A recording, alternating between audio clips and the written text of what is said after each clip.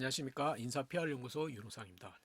1차 시에는 우리가 AI뿐만 아니라 로봇, 양자 컴퓨터, 4차 산업혁명의 다양한 기술들이 우리 직업 세계를 어떻게 바꿀 것인지, 그 다음에 사라질 직업이 뭔지, 생겨날 직업이 뭔지, 그리고 우리가 미래를 준비하기 위해서는 어떻게 해야 될 건지를 말씀드렸습니다.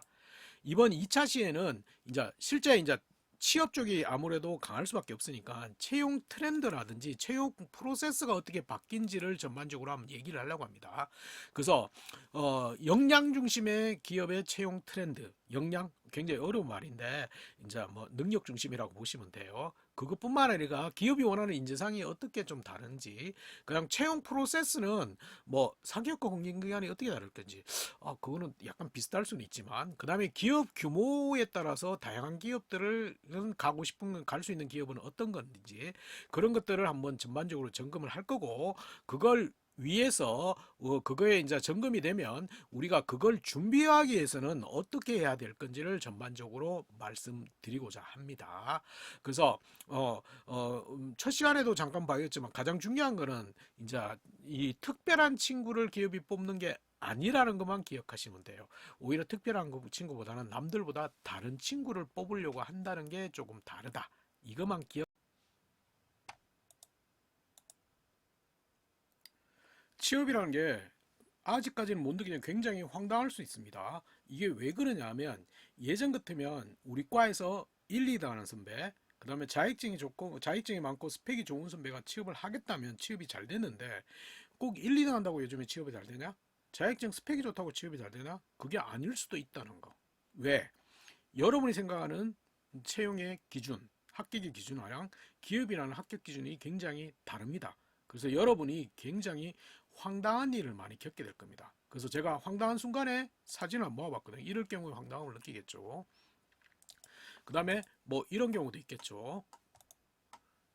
굉장히 애매하잖아요. 근데 버리지는 않고 입으로 물어뜯죠. 그래서 내 손에 묻고 옷에 묻고 난리가 나죠. 그 다음에 이런 경우도 있죠. 기계가 자동화로 투입하다 보니까 두 개가 들어간 경우 은근히 열받습니다. 빨리 먹어야 되는데, 그죠? 소매치기인데 너무 급하게 도망가서 출입문을 잘못 찾습니다. 그래서 잡혀는 게 아니라 밖에 뭐 공범이 있어가지고 도망갔다고 하더라고요. 그 다음에 이런 경우도 있죠. 이거 굉장히 황당하잖아요, 그죠? 어떻게 합니까? 이거 원래 이게 편의점이나 마트에 샀으면 이걸 갖다 주면 불량이기 때문에 바꿔준답니다. 근데 귀찮아서 안 가죠. 근데 이 부분에 대부분의 남자친구들은 어떻게 하냐? 칼이나 젓가락으로 여기 막 쑤시기 시작합니다. 그래서 이렇게 손을 베요. 굉장히 위험해요. 위험한 겁니다. 그 다음에 이런 경우는 어떻게 합니까? 우유곽? 우리는 우유곽이라고 하는데 표준어는 우유곽이 아니고 우유갑으로 되어 있습니다. 근데 앞으로 뜯어도 안 되고 뒤로 뜯어도 안 되고 결국 우리가 다 뜯잖아요. 그래서 접어서 먹으면 막 흐르잖아요. 근데 이거 불편한데 왜 기업은 이 모양을 안 바꿀까요? 근데 웃긴 건 서울의에서 여기 스트로우 구멍 하나 뚫어놓은 적이 있었거든요. 거기는 먼지 쌓인다고 고객이 뭐라고 그래가지고 그거는 없앴어요. 근데 이거는 왜 안 바꿀까요? 생각해 봐야 돼요. 이거 비슷한 게 있는데 면접에 가면 브레인 티저, 정답이 존재하는 면접 질문이 있습니다. 대부분이 구글식 질문, 구글의 면접 질문. 이거는 면접관도 여러분처럼 면접 질문 검색해서 나왔던 게 가장 인기 있었던 게 구글 질문. 근데 구글 질문이 어려워요. 1부터 100까지 일에 몇 번 나옵니까? 시계 시침과 분침이 하루에 몇 번 거쳐합니까? 뭐 스쿨버스에 골프공이 몇 개 들어갑니까? 뭐 20만 개가 40만 개 들어간다는데 미국 스쿨버스랑 우리나라 스쿨버스랑 모양이 달라요. 근데 가장 쉬웠던 질문이 있어요. 맨홀 뚜껑은 왜 다 원형입니까? 맨홀 뚜껑이 다 원으로 생겼죠? 왜 원형일까요? 여러 가지 이유가 있는데 가장 결정적인 이유는 빠지지 말라고요. 사각형이나 다각형으로 이렇게 맨홀 뚜껑을 만들면 대각선은 기울면 밑으로 빠져버립니다. 근데 원은 지름이 똑같기 때문에 안 빠지겠죠. 아무도. 그죠? 물론 부수적인 효과는 뚜껑 닫을 때도 각을 안 맞추고 닫아도 되니까 밀어버리면 되니까 좋죠. 근데 제가 쓰는 질문이 있는데 우리가 먹는 캔 음료수 있죠. 동일 용량이라면 왜 다 원기둥 모양일까요?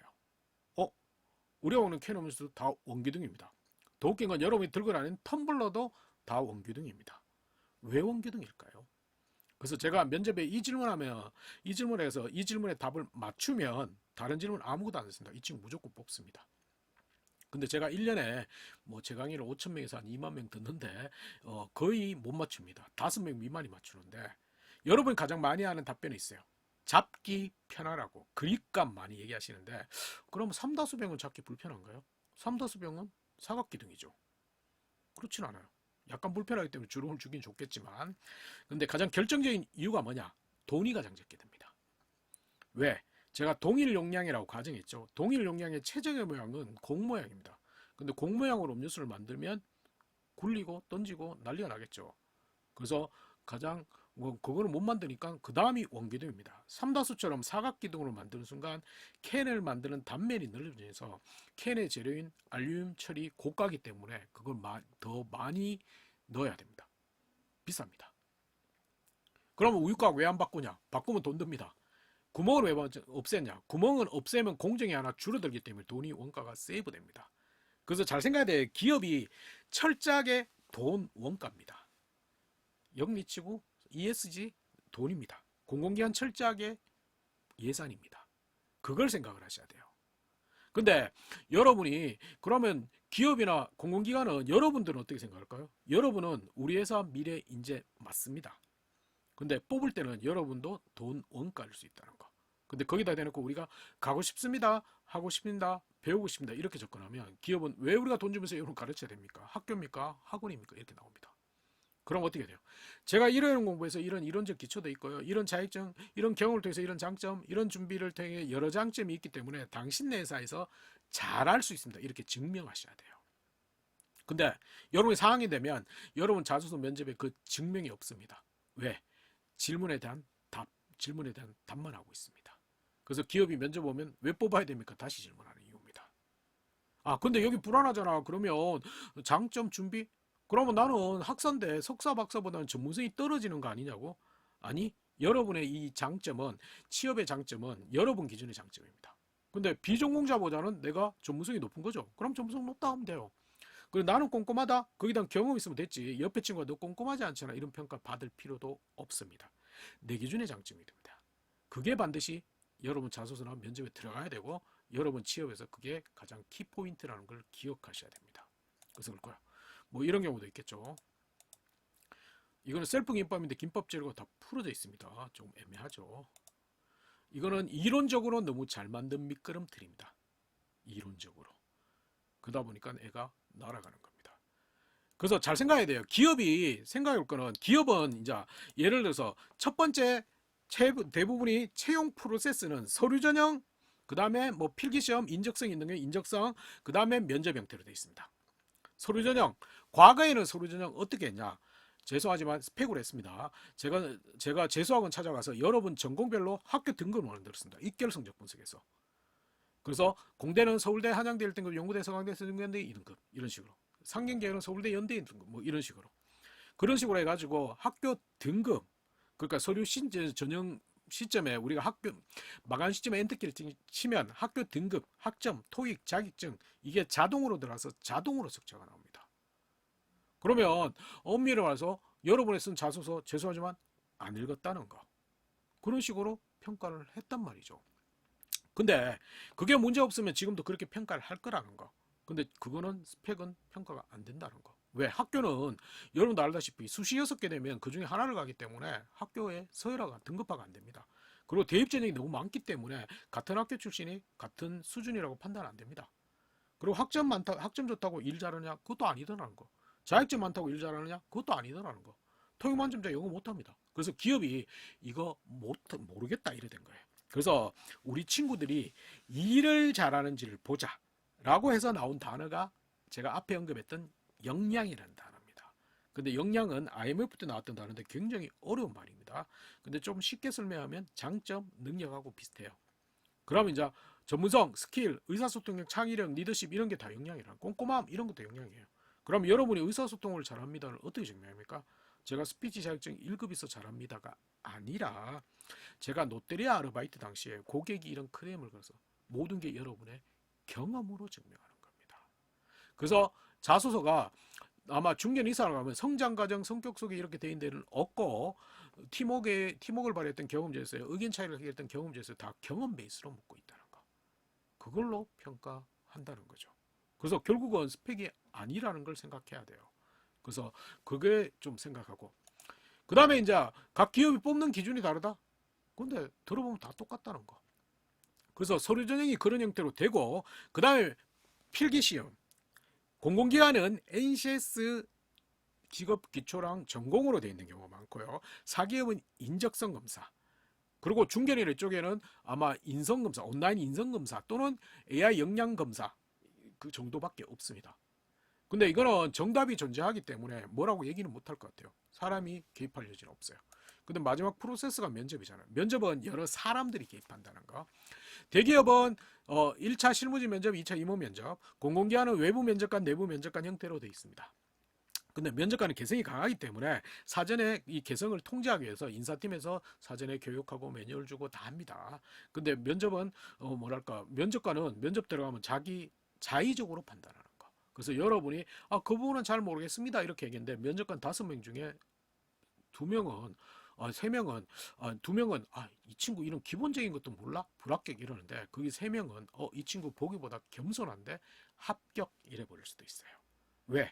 짧은 시간에 여러분을 평가해야 되기 때문에. 그러다 보니까 이게 기업이 원래 한 10명을 뽑으면 8, 9명이 원래 뽑힐 애들이고 한두 명이 약간 이상한 애들이 뽑혀요.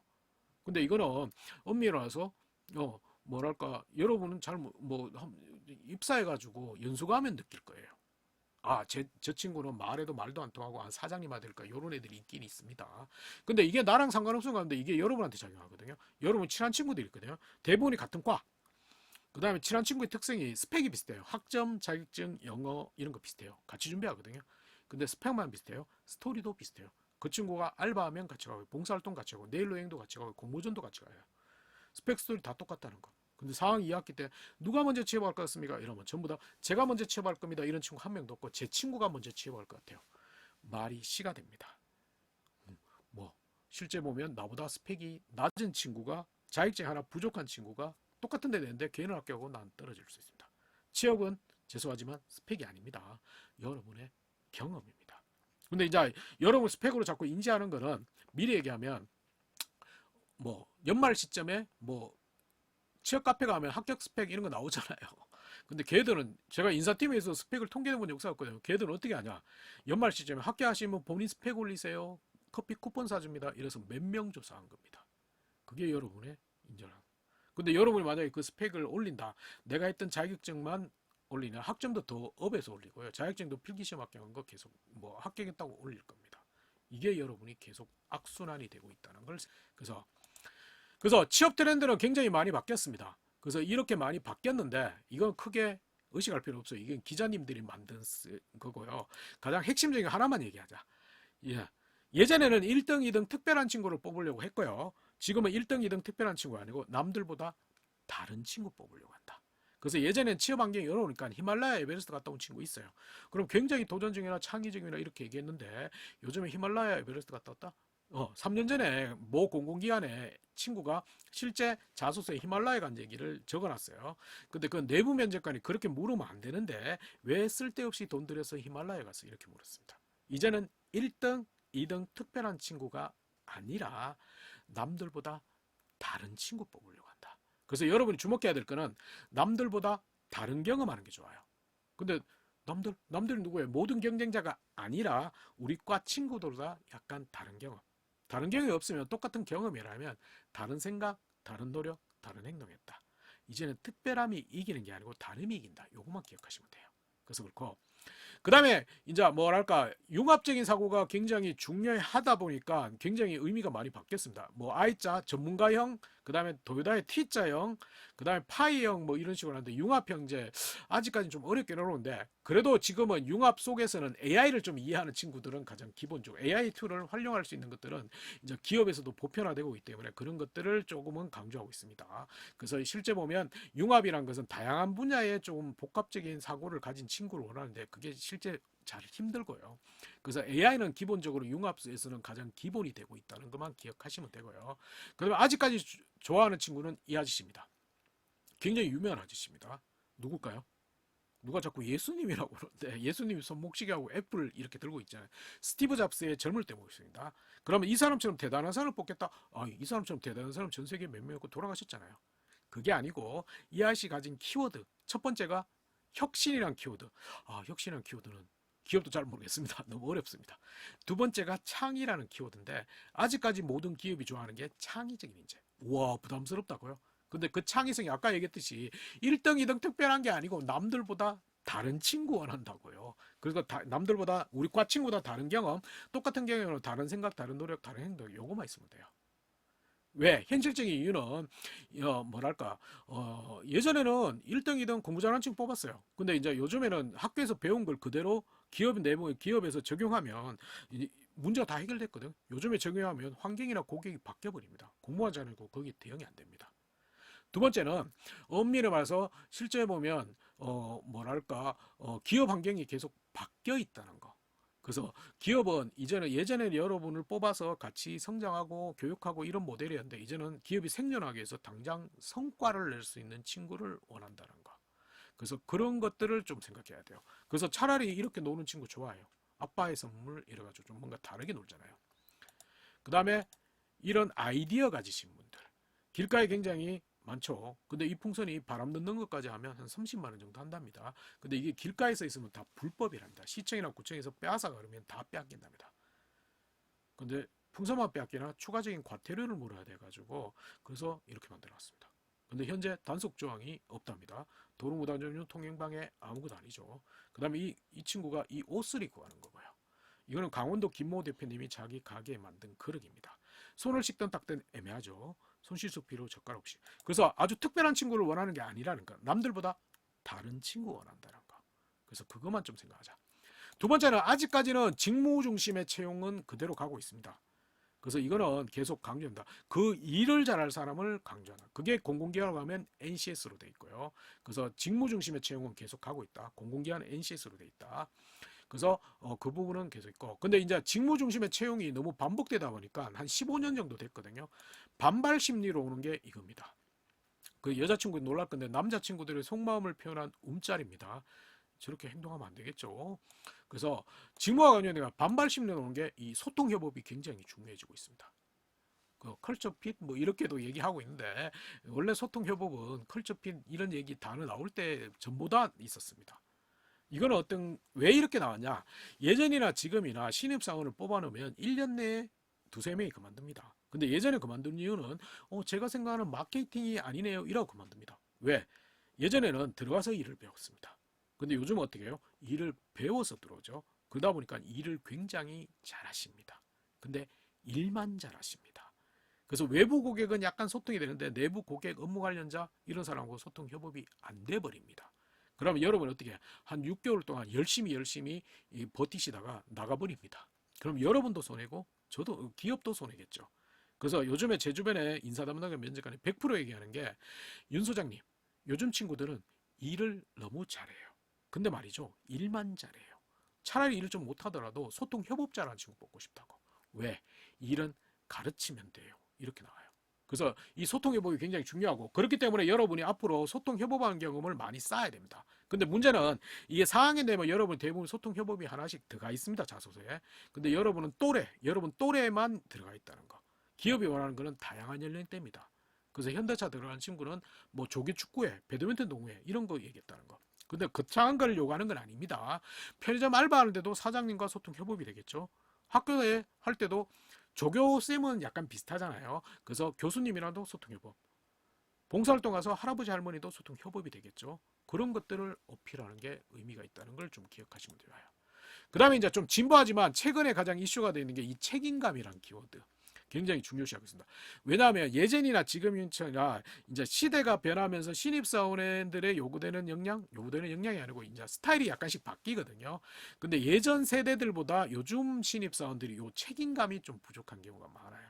책임감은 이제 실패를 계속 반복하도록 끝까지 하는 거라든지 나에게 주어진 일 이외에 다른 걸 찾아서 스스로 찾아서 한다든지 이런 것들이 책임감이죠. 그래서 이런 키워드를 조금은 강조하고 있기 때문에 이런 것도 앞으로 자꾸 해봐야 되고 경험도 해보고 이런 것들을 또 스토리도 남겨놓고 여러분이 열심히 책임감을 쌓는 경험을 많이 해야겠죠.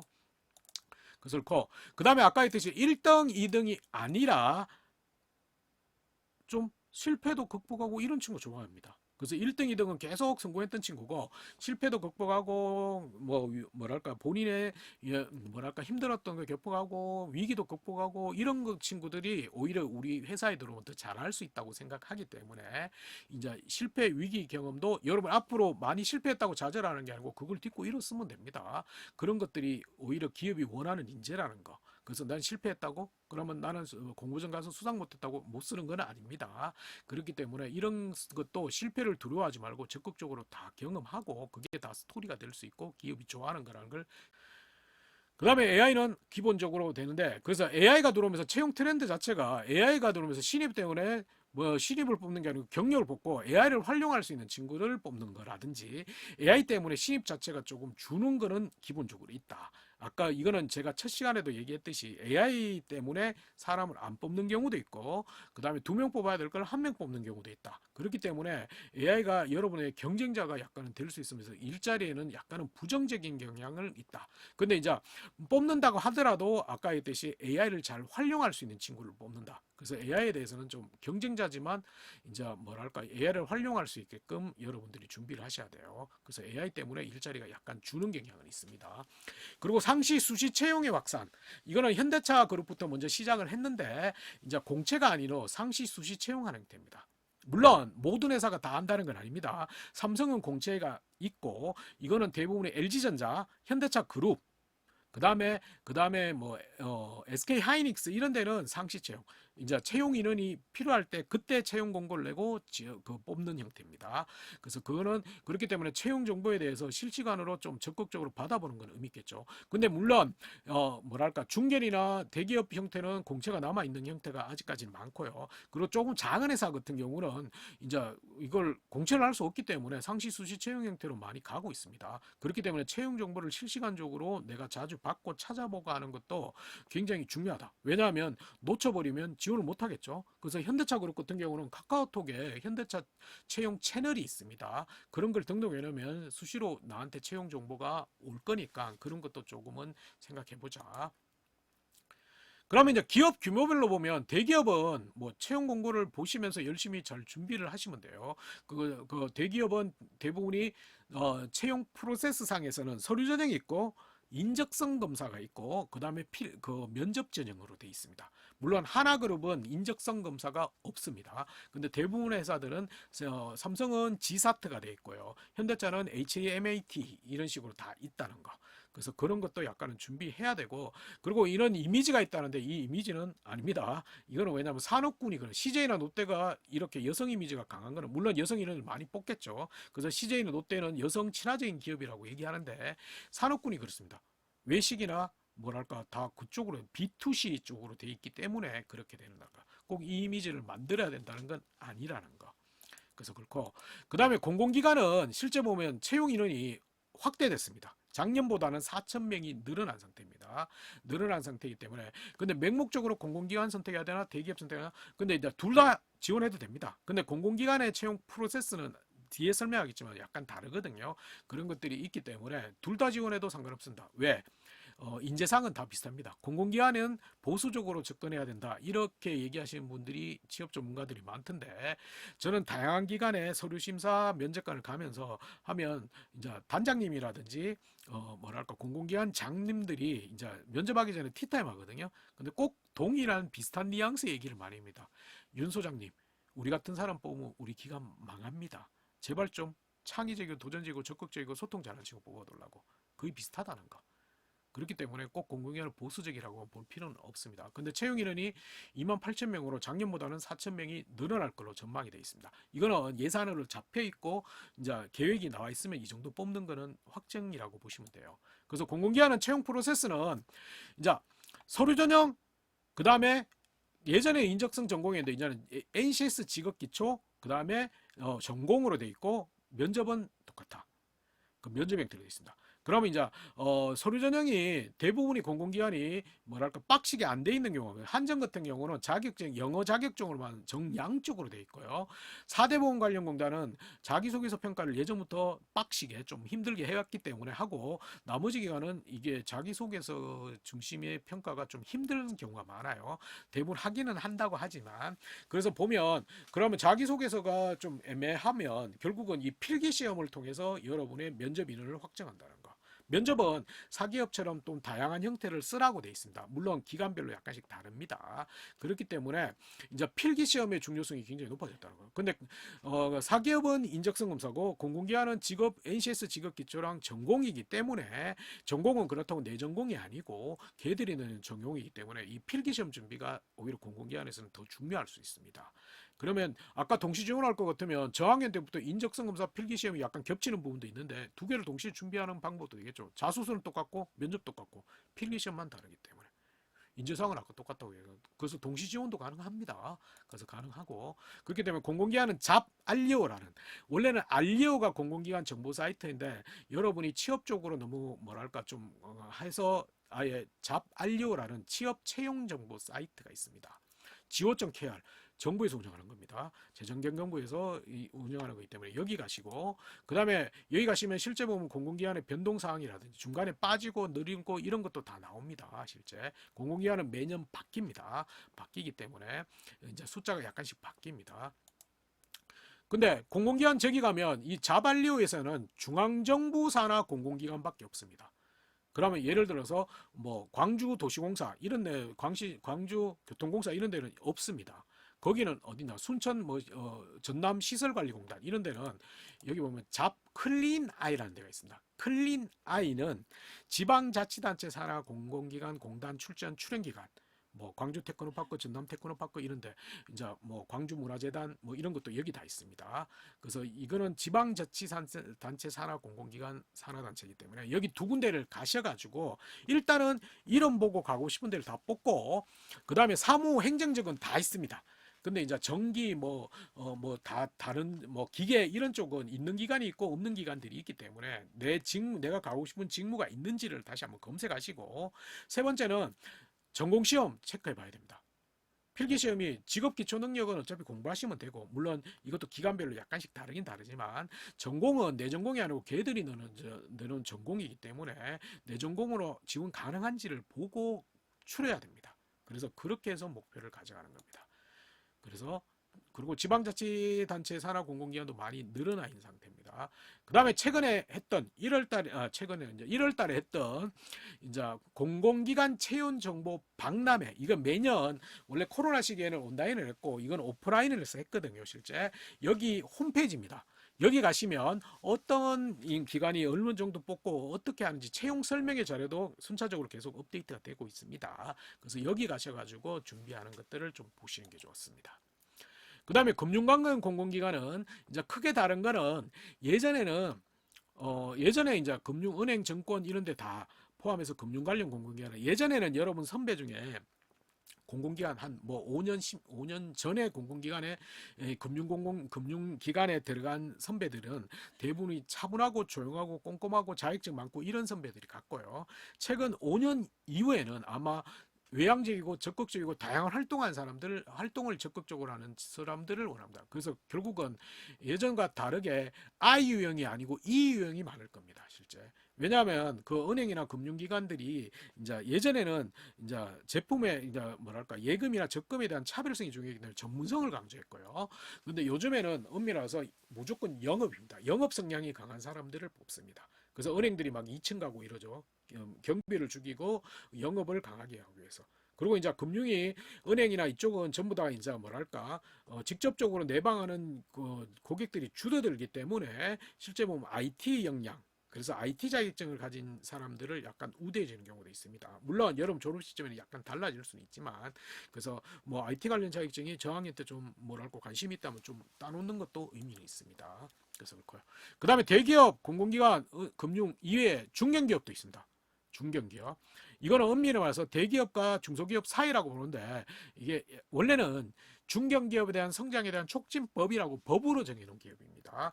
그래서 우리나라에 지금 5천여 개가 있는데 여기는 중견기업 연합회, 사단법인이 아니고 기획재정부 산하상태인데 경영자총협회, 중소기업 연합회, 중견기업 연합회 여기서 운영하는 중견기업 정보마당에 가시면 괜찮은 기업들이 나옵니다. 이게 실제 보면 중견기업 정보마당 사이트입니다. 그래서 원래는 채용 공고가 뒤에 숨겨져 있었지만 이제 채용 공고가 앞으로 와 있을 겁니다. 여기 보시면 이제 수시 채용 상시 채용도 여기 올라오고 있고요. 그 다음에 다양한 채용 정보를 여기서 볼 수 있기 때문에 이게 취업 포탈의 중견기업의 기준과 약간 다릅니다. 이건 공식적인 중견기업이고 취업 포탈은 각자 뭐 300인 이상 매출 얼마 이상 자기 나름대로 만들어 놓은 겁니다. 그래서 여기 가셔가지고 보시면 돼요. 근데 중견기업이 생각보다는 괜찮은 기업들이 많다는 거. 근데 이제 1년에 한 번밖에 안 하기 때문에 여러분이 자꾸 가셔가지고 찾아보시는 게 필요합니다. 그 다음에 이제 워크넷에서 바뀐 워크넷이 이름을 고용24로 바꿨죠. 여기 가면 청년 일자리 강소기업도 있습니다. 여기는 청년들을 많이 뽑고 그 다음에 뭐 급여 수준도 어느 정도 되고 이런 기업들만 추려놓은 겁니다. 왜냐하면 이 워크넷 고용24가 고용노동부에서 운영하기 때문에 중소기업만 밀어줄 수 없고 중견기업만 밀어줄 수 없기 때문에 포괄적으로 만들어 놓은 겁니다. 여기 보면 청년 일자리 강소기업 목록이라고 있습니다. 여기 보면 2025년 거도 있고 26년 거도 있고 이걸 다운받으면 이렇게 엑셀로 뜹니다. 뜨면 소팅하면 여기에 내가 우리 주변에 갈 수 있는 물론 25년, 24년의 것도 의미는 있겠죠. 그래서 이런 기업들도 괜찮은 기업이니까 이런 기업도 한번 찾아보시는 것도 좋고요. 그리고 가장 좋은 거는 이제 고용24뿐만 아니고 워크넷, 뭐 사람인 잡코리아 뭐 이런 데 등록해 놓으시고 주기적으로 한번 찾아보시는 것도 좋아요. 이제 세부적으로 클릭 해가지고 매출 규모라든지 이런 거 다 찾아볼 수 있거든요. 그래서 이걸 계속 한번 찾아보시고 제가 난 특정의 지역만 가고 싶다면 우리 순천만 가고 싶다면 순천 지역의 기업을 자꾸 찾아봐야겠죠. 근데 이제 지나간 채용도 괜찮은 이유가 지금 뽑은 기업은 내가 졸업한 시점에도 뽑거든요. 그래서 이런 걸 자꾸 적극적으로 한번 찾아보셨으면 좋겠어요. 그래서 이런 걸 다양하게 찾아보고 지금부터 뭘 하냐 목표 기업 풀을 만들어 보는 거예요. 엑셀로 시트를 3개 만들어 놓고 1차는 내 꿈의 직장, 두 번째는 반드시 돌려야 직장, 세 번째는 보험용 이래가지고 찾아본 거 하나씩 넣고 교수님이 얘기했다, 선배가 왔다 이러면 하나씩 자꾸 입력가지고 최근 진짜 제 1차의 내 꿈의 직장이라든지 반드시 도전할 직장은 조금은 주의 깊게 계속 보시는 게 좋아요. 근데 이걸 안 하고 우리는 4학년 때 채용 공고를 보고 지원하다 보니까 뭔가 앞뒤가 자꾸 안 맞는 수가 있어요. 나도 기업을 간을 봐야겠죠. 그래서 이런 걸 좀 그럼 이런 목표를 정해지면 그 다음에 어떻게 할 건가? 굉장히 논란이 많았던 드라마의 한 장면이다. 일명 김치 싸대기라고 해서 막장이 아니고 개막장이라고 욕했던 드라마의 한 장면인데 시청률은 계속 올라갑니다. 근데 정말 중요한 건 이 움짤의 주인공은 김치가 아니고 프린트라는 거. 그죠? 김치가 나름 프린트는 재빨리 A4지를 뱉으면서 내 몸에 자기 몸에 김치가 안 먹게끔 막고 있습니다. 이게 실제 방송 장면입니다. 제가 어떻게 한 게 아니고요. 근데 제가 이 얘기하기 전까지는 여러분은 다 김치만 보고 있었다는 거. 근데 여러분의 취업 준비가 다 김치 보는 취업 준비를 하고 있습니다. 그래서 채용 공고도 그냥 보고 그냥 무조건 지원하는 형태로 돼 있고 그 기업이 괜찮은 기업인지 안 기업인지. 그리고 더 웃긴 건 자기소개서. 우리 그걸 길게 써본 적이 없잖아요. 그래서 합격자 자소서를 긁어먹거나 챗GPT에 돌립니다. 근데 인사담당자는 모를 것 같죠. 10명을 읽으면 돌렸다, 보고 뺏겼다 다 나옵니다. 면접도 어떻게 해요? 합격자 면접 답변 자꾸 찾습니다. 근데 합격자인지 아닌지 어떻게 알아요? 그 답변 때문에 합격했는지 또 어떻게 압니다. 그 다음에 정말 웃긴 건 여러분이 만약에 합격했으면 내가 했던 말만 적을까요? 더 플러스 했습니다. 그리고 제일 웃긴 건 여러분도 봤지만 경쟁자도 안 봤을 것 같아요. 똑같은 걸 보고 와요. 그래서 요즘에 면접관 가면 당황스러운 게 예전에는 하나의 질문하면 뭐 3, 4명이 비슷한 답변했거든요. 요즘 8, 9명이 앵무새처럼 다 똑같은 답변합니다. 그래서 면접관들이 저녁 먹으면서 오늘도 자기 목소리 가진 친구 없구나. 면접이 정답이나 교과서인 답변을 볼 것 같으면 면접 자체를 안 하겠죠. 그냥 필기시험 봅니다. 그래서 기업이 원하는 거는 저 뒤에 프린터 볼 수 있는 친구 원합니다. 대단한 내공을 가진 친구가 아니라 제발 여러분 이야기, 여러분 생각, 여러분 논리를 자소서에 쓰고 면접에 답변하면 돼요. 그게 가장 중요한 뭔가 특별한 사람이 아니고 다른 사람이 된다는 거. 그래서 그것만 좀 기억하시고요. 그 다음에 중요한 거는 목표를 좀 설정해야 됩니다. 둘 중에 하나 정해야 되는데 이걸 못 정해요. 그래서 이것도 못 정해가지고 우리가 듣보잡 메뉴를 만들기 시작하잖아요. 짬짬에. 근데 남자친구는 이게 양이 좀 부족하죠. 그래서 자체적으로 얘기하는 친구도 있고요. 그 다음에 업그레이드 버전도 있고, 그 다음에 이거 보고 따라했다가 망한 모델도 있습니다. 망했습니다. 그 다음에 이건 성공한 모델. 제 인별의 그림 사진인데 모닝가이드까지 방송됐던 거고요. 같이 방송은 남자 MC가 모닝가이드 리포터라고 방송했던 거. 소변기 속에 돈이 1,000원짜리가 아니고 만원짜리, 5만원짜리면 어떨까요? 바로 손집어낼 겁니다. 1,000원짜리이기 때문에 살짝 고민한답니다. 그래서 잘 생각해야 될 거는, 우리 기업은 철저하게 아직까지는 우리 회사 그 일을 잘하는 사람을 뽑습니다. 그래서 그 직무에 대해서 좀 고민해 봐야 된다. 근데 여러분이 직무에 대해서 고민도 안 하고 그 직무가 정확하게 무슨 일 하는지 모릅니다. 그래서 그 직무를 좀 살펴봐야 되는데, 그리고 대부분은 대충 뭐 될 대로 되겠지 이런 생각. 우리 과는, 저희 선배는 제가 4년 동안 배워서 이렇게 합니다. 이건 또 아니고요. 그 다음에 합격 확률 봅니다. 어디가 많이 뽑습니까? 어디가 될 수 있는 확률이 높습니까? 이러면 이렇게 됩니다. 어린이날 에버랜드의 모습인데, 여기는 이런 날에 에버랜드 가면 안 돼. 작년에, 근데 이 다음에는 이런 날, 작년에도 사람 없었고 올해도 사람 없었겠지. 이래 돼요. 그러니까 한 명, 두 명 뽑는다 그러면 거기 지원 안 합니다. 왜? 설마 내가 되겠어. 근데 많이 뽑는다 그러면 거기 지원합니다. 결국은 거기가 더 높습니다. 그래서 합격의 확률, 경쟁률이 아니라 내가 하고 싶은 회사, 직무라면 단 한 명 뽑더라도 거기 과감하게 지원하는 게 좋아요. 근데 이까지는 괜찮은데 이 다음이 더 웃깁니다. 이건 4학기 2학기 때 나타나는데, 이거는 어떻게 되냐면, 나랑 내 친한 친구가 동시에 지원하는데 나는 떨어지고 그 친구만 합격합니다. 그럼 나는 갑자기 급해집니다. 저는 뭐랄까, 사무직렬 아니고 영업직도 잘할 수 있습니다. 생산도 잘할 수 있습니다. 이렇게 되면 이렇게 될 수 있습니다. 남들은 다 올라가는데 자기 혼자 내려옵니다. 그 다음에 이 차는 열심히 달립니다. 뭔가 다르죠? 역주행하고 있습니다. 그 다음에 누워서 하늘을 보게 될 수 있다는 거. 그 다음에 서류는 잘 통과하는데 면접에 떨어지거나, 면접은 잘 통과하는데 근무 자체가 안 됩니다. 왜? 합격하는 순간 원래 성격으로 돌아가 버립니다. 그래서 완벽하게 뉴턴할 수도 있어요. 이렇게 너무 완벽하게 뉴턴해서 다시 제자리로 돌아올 수 있습니다.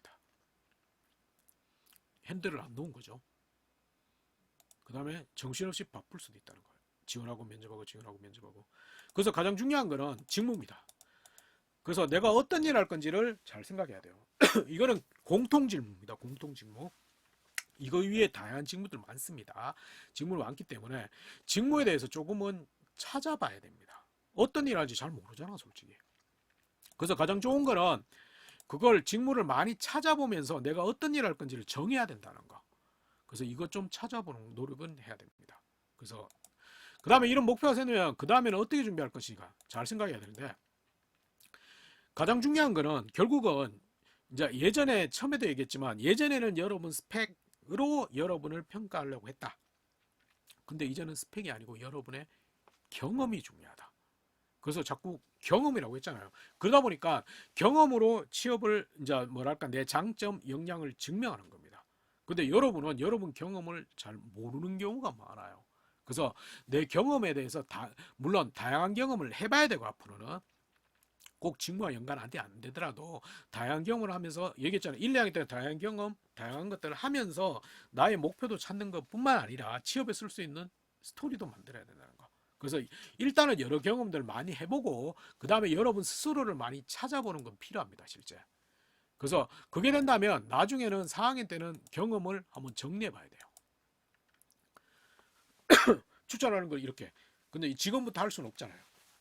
이거는 어떻게 하냐면, 이제 4학년쯤 되면 전지 사다 붙여놓고 동그라미를 치고, 동그라미 속에는 내가 했던 큰 경험, 롯데리아 알바, 비봉사활동, 에이즈발 이런 거 적고, 동그라미 밖에는 그때 있었던 에피소드를 적는 겁니다.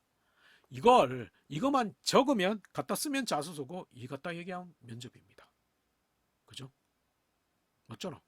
근데 이게 없어가지고 4학년 때는 어떻게 하냐면, 자소서 질문 보고 답을 찾거나, 면접 질문 보고 답을 찾거나, 장점을 끄집어냈고 거기에 경험을 찾아요.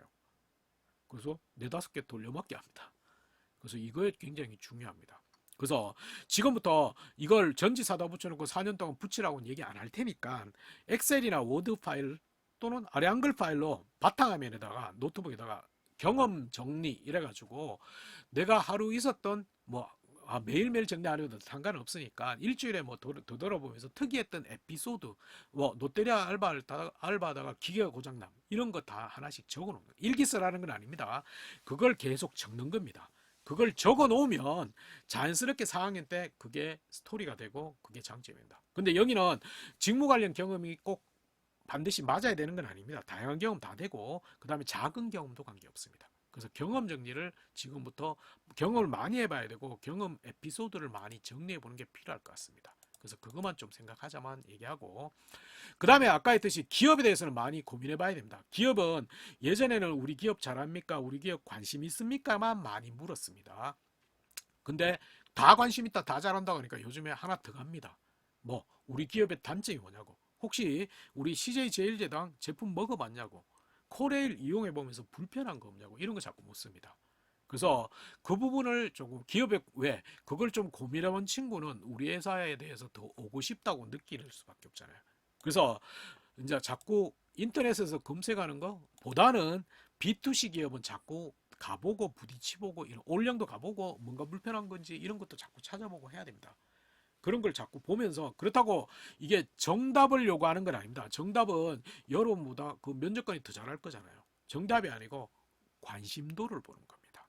관심도. 그러면 예를 들어서 어느 정도냐면 나는 만약에 기아 타이거즈 야구를 좋아한다.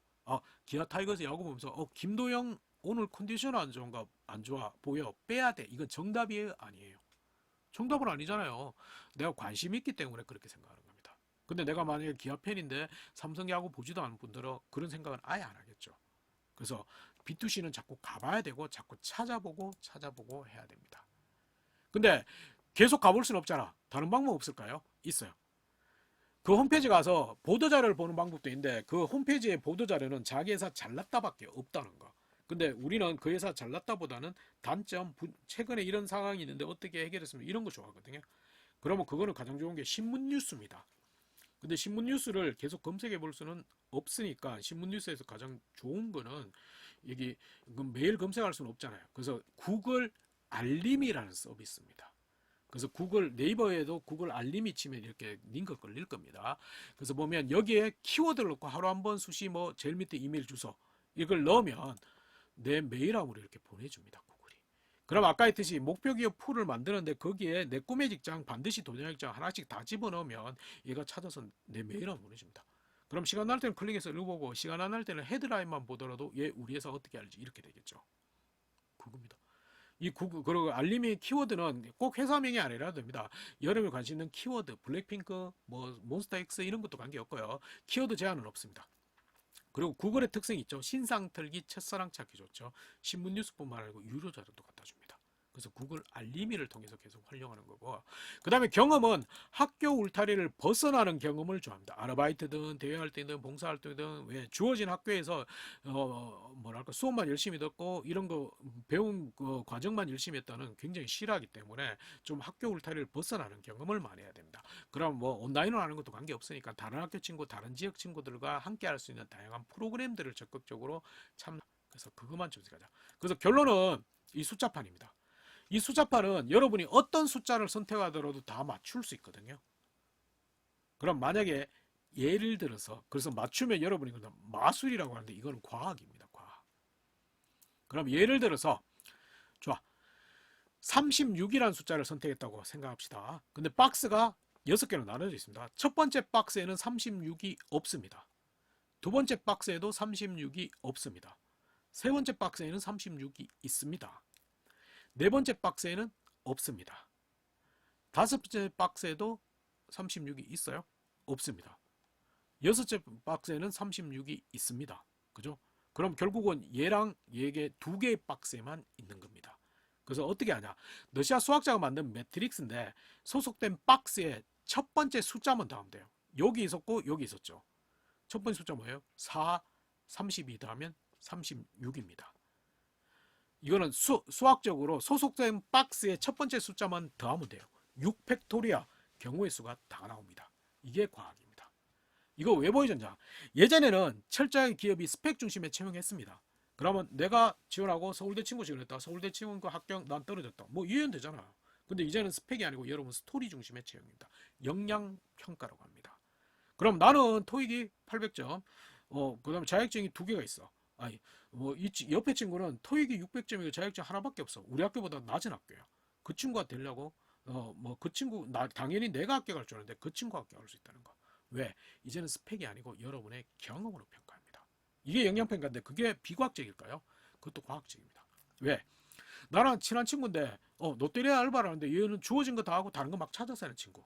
우리 학교 학생이 갔다는 거 어떨까요? 자기 할 일도 하고 다른 거 찾았습니다. 그 친구 우리 회사 갔다는 거. 똑같이 그렇게 행동합니다. 그 다음에 양로원 봉사활동을 보내는데 우린 청소랑 빨래가 본연의 목적인데 친구 한 명이 없어졌어요. 그래서 땡땡이 친다고 막 찾아다녔거든요. 할아버지 할머니 와서 막 대화하고 있습니다. 그 친구 우리 한정 갔다는 거 어떻게 가요? 본부장님 팀장하고 대화 잘하고요. 민원인하고도 대화 잘합니다. 여러분 과거 경험에서 이렇게 노력하고 행동한 게 미래에 영향을 미친다. 이게 역량이고 그게 기업이 뽑으려는 기준이라는 거. 그럼 여러분이 다양한 경험도 많이 해봐야 되고 그런 걸 자꾸 정리해봐야겠죠. 그래서 그게 좋습니다.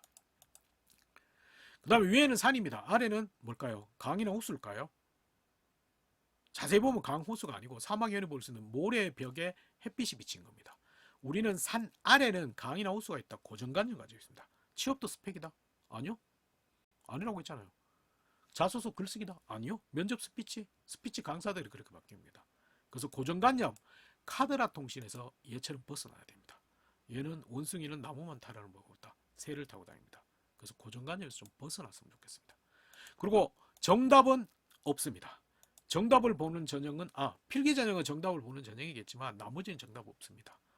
여러분의 생각, 여러분의 논리, 여러분의 이야기가 득십니다. 정답을 올 것 같으면 면접도 그냥 필기시험 모으면 되잖아요. 그래서 여러분 생각, 여러분 논리가 가장 중요하다. 이건 바닥에 그린 그림. 색칠하면 이렇게 바뀝니다. 3D처럼. 이거는 정부 조직기관 중에 하나를 적으십시오라고 하니까 얘는 깡들이 무시하고 유튜브라고 적습니다. 아주 소신 있는 친구 같습니다. 그 다음에 이건 정답 뭘까요? 개개일식, 개개월식은 아닙니다. 세 글자이기 때문에 개학식, 개막식, 개업식, 개소식 이게 정답입니다. 근데 저희 때는 이 단어 생각했다도 안 적었을 거예요. 왜? 이거 적으면 교무실을 나와서 하루 종일 맞았거든요. 그죠? 근데 이거 틀린 답변일까요? 국어대사전 찾아보면 나옵니다. 근데 이걸 제가 초등학교 선생님한 친구들한테 불러서 물어봤거든요. 그러니까 오답이라고 하더라고요. 왜 오답이 따지니까 사전 잘 보라고. 그게 하면 이 단어 앞에 네모로 속이라고 돼 있습니다. 비속을 합니다. 그래서 오답이래요. 근데 그렇게 당당한 친구가 술을 먹으면서 요즘 초등학생 친구 너무 어렵다고 힘들다고. 왜? 시험이 많이 없는데 시험을 내면 이제 객관식은 괜찮은데 주관식은 예전에는 모르면 빈칸인데 요즘 애들은 빈칸이 없대요. 다 자기만의 답변을 적는데요. 근데 그걸 논리적으로 틀렸다고 설득 못하면 다 정답해야 된답니다. 그런 답변이 많답니다. 기러기가 틀린 건 아니잖아요. 뭐 이런 걸 다. 다음과 같은 물건을 살 수 있는 가게를 쌀보리, 콩팥, 이마트. 뭐처럼 틀렸어요. 근데 얘는 문제가 있는 거예요. 당근을 영어로 쓰시오는 문제가 있습니다.